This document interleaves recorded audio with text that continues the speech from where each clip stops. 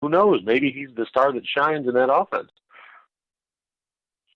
Yeah, I mean, I'm optimistic that at what this team can do, but I also want fans to temper their expectations because anytime you have this much, it's exciting because it's new, and Packer fans aren't used to having a new GM, a new head coach.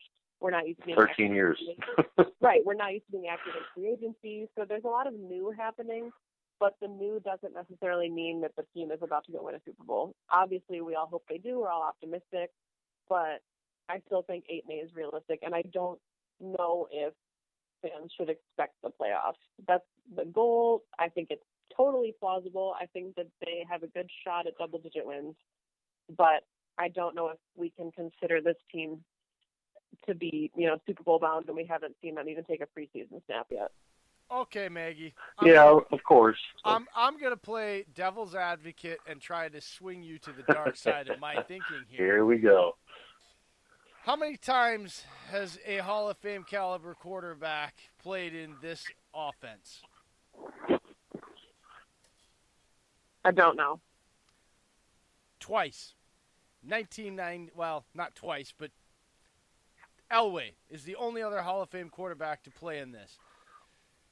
He won 2 championships in this offense. Since then, there's been no real great quarterbacks. I mean, the best quarterback that they've had in this system is Kirk Cousins, who all he managed to do was throw up enough stats to get himself paid because he is the definition of a GM's nightmare. All the statistics and everything to do it good, but can't actually close the deal. This is actually, Maggie, the first time that a Hall of Fame caliber quarterback who is not past his prime and still has not only his mind and the requisite knowledge because of his veteran status of the league, but still has his legs, arm, and all of his tools in the toolbox. We have never seen a Shanahan offense with this type of quarterback in it. And so, therefore, I don't feel the expectations should be tempered at all because there is no tape. You have a completely healthy quarterback who is a Hall of Fame quarterback with all his tools, and there is no tape. You have no idea what this guy's going to do, and therefore, that makes this one hell of a dangerous team. You give this guy 15th or 10 to 15th overall defense with no tape on the offense for the first, it's going to take the league 8 weeks to catch up with these guys completely. So, Maggie, come on now. We got to look at the whole picture here now. We can't just look at and try to, this isn't being a homer. These are facts. These are actual truths. Have you thought about it that way? Yeah, I hope you're right, but Aaron Rodgers has been hit by the injury bug the last couple seasons, knock on wood, that he stays healthy, but there's a lot of ifs that factor into this, and people will figure out what to do about this offense by week 2, by week 3, and I'm not saying that there's going to be a quick fix, but I think that you can pick up enough about Matt LaFleur's tendencies, and I know he'll mix it up in Green Bay, but I'm still saying 10-6 is my prediction, which would get them into the playoffs. That's, I'm not disagreeing with you that the team's going to dramatically improve. I just think that there's a lot of variables to think that this is... Yeah, a lot of what-ifs on each side. I completely understand that. Okay, with that being said, a what-if situation. Who is your underrated players on offense and defense? One each. Who is your people that you think that can make a difference for the season if they filled into the right spot? On offense, I'll say Jamal Williams. Okay. Because I think that a lot of talk is about the wide receivers and a lot of talk is about Aaron Jones being flexible in the run and passing game. But I love Jamal Williams as a pass catcher. I think that there still will be an emphasis on giving Aaron Jones a specific amount of snaps, given his injury history. I think he'll see the field a lot more, but I don't think he'll be a full-time guy. I think you still need to rotate him in, whether you have like a Danny Vitale and Jamal Williams, a Dexter Williams. So I'll say Jamal Williams for his versatility on the offense. And then for defense, I guess Adrian Amos has to be the name. You picked him up to be a reliable, steady safety. He doesn't necessarily have the flashy stats for interceptions, but he's also consistent and rarely in the wrong spot.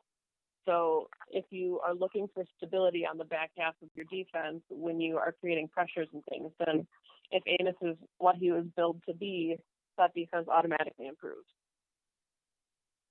Well, I have one, or actually two guys, but they're both on defense. And the first one is Raven Green. It looks like a totally different player the way he's rebuilt himself physically. Like if you go look at him, his upper body's got bigger, his lower body's got a little bit bigger, and he looks like he's ready to fill in that third safety slash like linebacker role for Pen's defense. And I really think he could be like a missing cog piece because he showed last year. And he showed last year with all those little flashes. I really think with a full off season, he can definitely step up. And my second one is Oren Burks. After what I've been hearing from Blake Martinez, right from the horse's mouth, I think those two, if he can step up, man, I think that we could have a dangerous inside linebacker pairing. Yep, no, I agree with both of those. I think Raven Green is going to play the Morgan Burnett kind of hybrid box safety role that Josh Jones was pegged to play, but may not be playing in 2019. Yeah, I completely agree. That's why I think he rebuilt himself like that physically, and I love it. But Maggie, are you ready for some final drive questions? Because my producer, Jay, keeps telling me he's ready to give you some final drive questions. All right, let's do it. It's a rapid fire challenge game. accepted. Rapid fire game. All right. We got a little music that's playing in the background right now. I like to Rogers under blitz. Rogers tight pocket. It's the final drive. I think it's fancy. All right, final drive. Everybody gets a turn because Dave has a real hard time with this, all right? I don't follow directions. My wife yells at me for it all the time. We're always going to start with Maggie because she's our guest, okay? And then Dave gets a turn too. So, Maggie, final drive, question 1. Your 18-game proposal. What? Like, you mean picking a schedule? No, what is if you're the like the commissioner how would you propose going to an 18-game schedule? They have a whack one out there, so there's got to be at least 1,000 ones that make sense compared to the ones they have. All right, so you take 18 games. I'm giving 2 bye weeks, and I'm cutting the preseason down to 3 games. But I still don't like it. I mean, I still don't want to do it. I'd be a terrible commissioner. She feels bad for doing it. She's like the one over here that's morally struggling with herself. You would get kicked out of the negotiating room as of right now. I mean, I would not be there in the first place, so I know my strengths. Hey, at least she admits it. Vouching for an 18-game schedule is not my strength. It's not something that would ever come out of my mouth. Well, at least you're minute. Okay, Dave, you shoot at this one then. 18 games. What's your proposal? I'm going to copycat Dr. Super Bowl a little bit. I'm going to do 18 games, 3 bye weeks. But what Maggie said, she made a good point earlier. A lot of undrafted picks and lower-end draft picks are really fighting for roster spots here. And I'm not only going to take away games, I'm not going to take away games at all. I'm going to add on 1 more week. I'm going to do 5 preseason games and 18 weeks, but 3 bye weeks. So when did your season start? Would you bump it up to like August? Season would probably start around the same time, but move it to make the season a little bit longer in the cold time. I love cold football. Everyone loves some cold football. True. I was wondering plus, if anyone would take that. The more cold weather games. I love cold weather games, especially being a Packers fan. I love it. I've been to a couple of cold weather games. That doesn't count. Listen, I grew up in the cold. I don't want to hear it. I moved down here after the Army.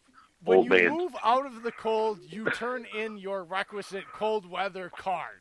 Okay? You were telling me it was 90 degrees down there when I was getting 4 inches of snow. Okay? You don't get to claim cold weather toughness anymore, Dave.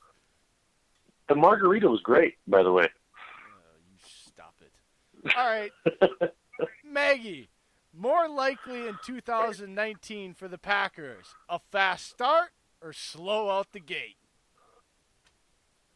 Slow out the gate with a hot finish. Oh.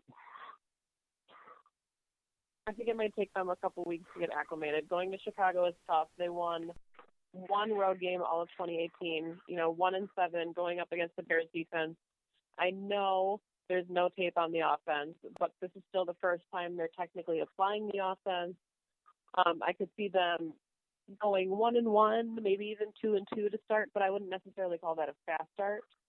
So I'll take kind of up and down beginning with finding their groove midway through the season for a strong finish.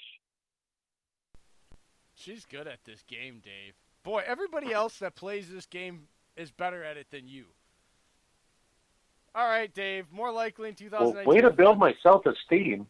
Well, somebody's got to, build our guests up. I mean, that's my job, to make our guests feel good. And I can only do that by ripping on the only other person on the end of the mic. That's you. So, Thanks, buddy. I love you, Dave. More likely in 2019 for the Packers, fast start or slow out the gate? I have 3 parts to this. I think they start out fast. We have a ton of home games to start off with. I believe 5 home games in 7 weeks. That's a big factor right there. And I not only think we start out fast, I think we go 2-0 in the division. I think we go to Chicago. We play Ha-Ha Clinton Dix. They added Buster Skrine. They got rid of Vic Fangio, brought in Chuck Pagano. Yeah, he's decent, but he's not Vic Fangio. He's not the mastermind. I think we win in Chicago by 13. I think Rodgers reminds Chicago who is their daddy. And we go to the middle of the season. We start dropping a couple games here and there because it's on the road. It's not as disastrous as last season, but I still think we drop a couple games. And then we come back at the end of the season and pick up about 3-4 more games and jump in the wild card spot. Are you with writing Rodgers, a novel or are you answering the question? Well, I wanted to do a short story. No short. It's rapid fire, man. Come on, Dave. Bad Dave. All right, Maggie. I told you. I'm doing this just to nag you. Who leads the Packers in total touchdowns in 2019? Dave, stop making me laugh, man. I mean, it has to be Devontae Adams. A healthy Devontae Adams will lead the team in touchdowns.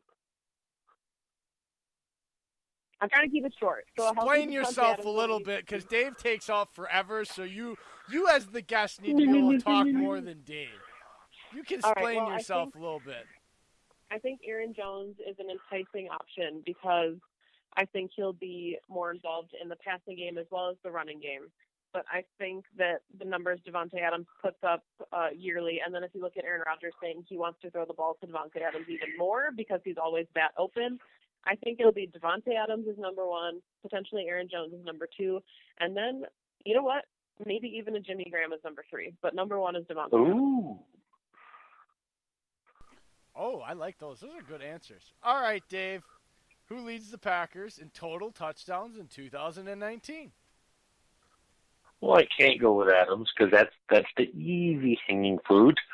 I'm actually going to pick the tight ends as a whole group. I'm going to take Graham. I'm going to take Lewis. I'm going to take Big Bob Tonyan and a young rookie by the name of Jace Sternberger.